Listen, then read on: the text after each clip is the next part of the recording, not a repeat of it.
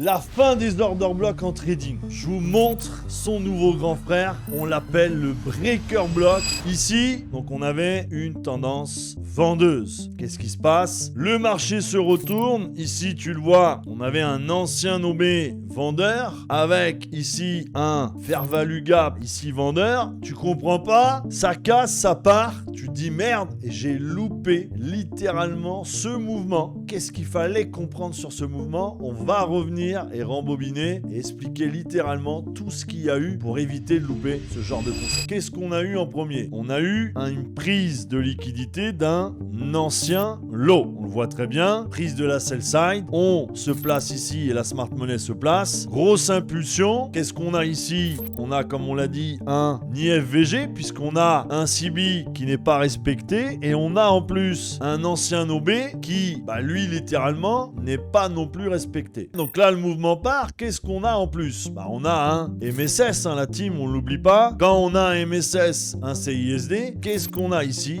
On a un breaker block, évidemment, puisque je prends le dernier mouvement haussier avant le déséquilibre en l'air. Et ici, on a une zone d'achat. Donc là, qu'est-ce qu'on va faire à ce moment-là? On va attendre que le prix revienne dans ce breaker block. Là, pour l'exemple, je vais prendre le haut du breaker. On va mettre en dessous du breaker block et on va aller chercher une impulsion avec un R de 2. C'est ça la puissance d'un breaker block, c'est que c'est une ancienne zone qui n'a pas fonctionné et qui devient derrière, au lieu d'être vendeur, va devenir un support. C'est ça la réalité du breaker block. Vous voyez, breaker block est tapé, le mouvement part et on a déjà façon touché le TP